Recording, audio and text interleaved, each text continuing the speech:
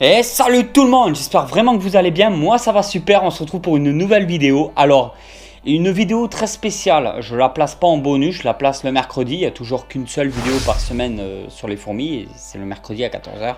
Je suis toujours obligé de le dire, parce qu'il y a toujours un commentaire d'un kiki tout dur qui me dit qu'il en a marre de voir des fourmis sur la chaîne et qu'il doit pas, c'est pas possible, il doit revenir que le mercredi le mec. Jamais il vient un autre jour de la semaine, que le mercredi il doit venir, c'est pas possible. Comment je vais t'expliquer ça? On va faire une petite ouverture colis. J'ai sorti le couteau des familles. J'avais fait, et ça remonte à pas mal de temps en plus, j'avais fait donc une ouverture colis sur le site internet par rapport au site internet de Fourmium. J'avais commandé un nid qui était à la fois plexi et béton. Je sais pas si tu te rappelles un peu le nid. Franchement, c'est un nid au top qui avait quand même certains défauts. Notamment le défaut au niveau de la hauteur des salles par rapport à la plaque de plexi qu'il y a dessus. Les fourmis, j'ai dit qu'elles pouvaient passer, qu'il fallait mettre un truc. Voilà, bon, c'était un nid qui avait des défauts. Eh bien, je suis content parce que figurez-vous qu'il a vu donc la vidéo et il m'a contacté via Facebook pour me dire écoute tonton, j'ai pris en considération tes problèmes que tu as eu par rapport au nid. J'ai essayé de modifier ces problèmes-là. Je te renvoie ces trucs-là. Donc en fait, il m'a fait un colis, cette fois-ci gratuit, que je n'ai pas payé. Et je serai intransigeant sur cette commande. Allons-y, c'est parti. Bon, j'apprécie beaucoup son professionnalisme du coup. Parce que niveau geste commercial, ben, c'est top. Parce que moi, j'avais trouvé une alternative. Donc il aurait pu passer à la trappe cette vidéo, en avoir rien à foutre, faire son petit train-train dans sa petite vie. Non, non, il m'a quand même contacté, il a dit écoute, j'ai vu ta vidéo, il y a eu quelques problèmes, putain, j'ai pas fait attention à ces problèmes-là, je vais essayer de les résoudre au plus tôt et je te renvoie un colis. Donc en fait, ça a été super sympa de sa part. Et là, on va voir ensemble ce qu'il y a donc dans ce colis.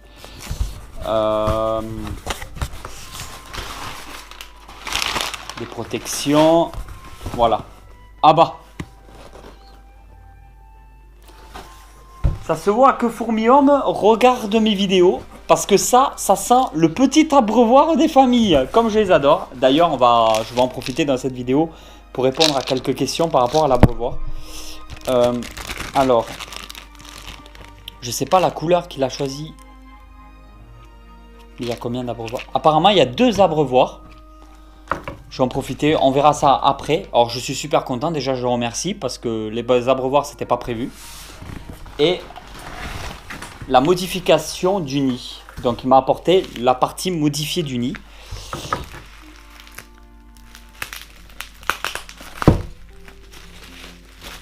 Couteau des familles qui m'a coûté 10 balles et je sais pourquoi, il coûte que dalle.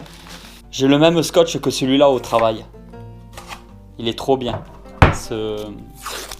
Ce scotch là en fait il est trop bien parce qu'il laisse aucune trace. Donc on n'a pas besoin de nettoyer le plexi après. D'ailleurs vous avez été nombreux à me dire dans la vidéo que vous auriez aimé avoir une nouvelle série de vidéos chez Fourmium. Surtout à condition de vous présenter de nouvelles espèces de fourmis exotiques. Vous êtes à fond en fait dans les espèces exotiques. Donc je risque d'aller prochainement à Nîmes pour faire une série de vidéos chez lui, mais là il faut vraiment que je prenne le temps de le contacter. Parce que là c'est moi, je suis sûr que lui il voudrait bien, enfin je l'espère. Mais c'est surtout moi de mon côté. La vitre. La deuxième vitre, ok. Alors déjà je vais vous montrer ça, il y a une modification qui a été faite. La partie, donc le bloc pour le nid, qui est increusable pour les fourmis. Et moi j'avais mis en fait, je vous fais un petit rappel, j'avais mis des petits supports là au fond du nid en fait. Comme ça quand on met le bloc, en fait le truc c'est que quand on pose la plaque de plexi, là où il y avait un gros problème, c'est que nous avions un jour à ce niveau là. Le nid que moi j'ai commandé, j'avais reçu au départ, plein de poussière. C'est une plaque de plexiglas. Au moins à vue d'œil de 3-4 mm d'épaisseur. Et là, nous avons, pour le nouveau nid que je viens de recevoir, une plaque vitrée de 2 mm, on va dire, d'épaisseur, avec toujours le petit trou. Donc là, déjà, nous sommes passés du plexi à du verre, de la vitre. Voilà, je ne sais pas s'il y a grande différence, mais je tiens à le dire. Le plexi, je crois que ça se raye plus facilement que la vitre. Alors maintenant, on va transvaser cette partie-là au nouveau bloc. Attention. Voilà.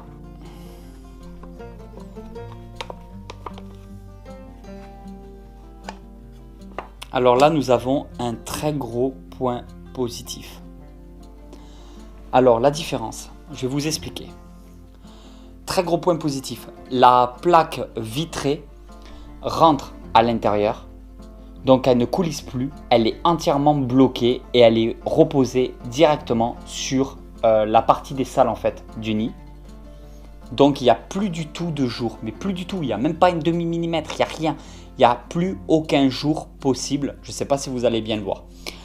Premier point positif, le problème est tout simplement réglé. Le deuxième point que je viens m'apercevoir, donc la réserve d'eau avec la seringue fournie avec le nid, on peut toujours donc mettre de l'eau à l'intérieur de la réserve en passant avec la seringue par là. Ça, il n'y a aucun problème. Et j'ai remarqué que l'ancien nid ne l'avait pas. Alors je vais vous montrer ça. Ici, regardez la différence. Là, il n'y a rien du tout. Et là, ici, par contre, nous avons une encoche. Et cette encoche va vous permettre de retirer la plaque vitrée. Comme on a pu accéder, grâce à cette petite encoche, on peut soulever la plaque vitrée pour démonter entièrement le nid et pouvoir le nettoyer. Si un jour on veut changer d'espèce, qu'on a procédé à un déménagement ou que l'espèce est morte à l'intérieur du nid, on peut toujours l'enlever et tout nettoyer. Donc pour moi, le problème a été résolu. Donc c'est un très bon point. J'étais un peu sceptique au départ, je me suis dit j'espère qu'il ne m'a pas renvoyé la même chose, sinon c'est trop con, je vais faire une vidéo qui sert à rien là. Et en plus il va passer pour un con. Non, non, franchement. Alors, il n'y a pas de placement de produit, il n'y a rien du tout. C'est lui qui a pris l'initiative de me contacter. Ce n'est pas moi qui l'ai contacté. Alors ça, c'est quelque chose que j'apprécie beaucoup. Alors, vous allez me dire, ouais, mais t'es youtubeur, t'as presque 200 000 abonnés. D'ailleurs, je vous remercie, c'est super, c'est grâce à vous tout ça. Et du coup, c'est normal qu'il te contacte, ça fait plus professionnel et tout. Il y a toujours le côté commercial qu'on retrouvera toujours chez un professionnel. Mais il aurait très bien pu fermer les yeux, fermer sa gueule. Et je crois que beaucoup de professionnels auraient fait comme ça d'ailleurs. Non, lui, il a pris l'initiative, il m'a contacté. Il n'est pas à, je ne sais pas combien ça lui a revenu de faire le colis et tout. Mais bon, il a payé de sa poche. Il l'a fait. Et il aurait très bien pu rien faire. Surtout qu'il y a eu un gros laps de temps entre la sortie de la vidéo où je vous fais l'ouverture colis par rapport à ce nid-là et cette vidéo-là que je tourne et que je sors aussi. Il y a un gros laps de temps dessus. Avec tous mes projets, les nouvelles espèces qui devraient arriver très prochainement, tout ça, je vais pas tarder à l'utiliser. Par contre, vous commencez à connaître un petit peu Tonton Snake. Ce nid-là, que vous voyez ça là, mais vous croyez pas que je vais le jeter à la poubelle. Il va falloir que je m'en serve. Et du coup, je ne sais pas encore pourquoi faire, mais je compte bien m'en servir. Ça peut, je pense, être très pratique. Alors, je peux m'en servir pour des fourmis ou peut-être d'autres insectes. Je ne sais pas, à voir. Parce que du coup, j'ai un couvercle supplémentaire.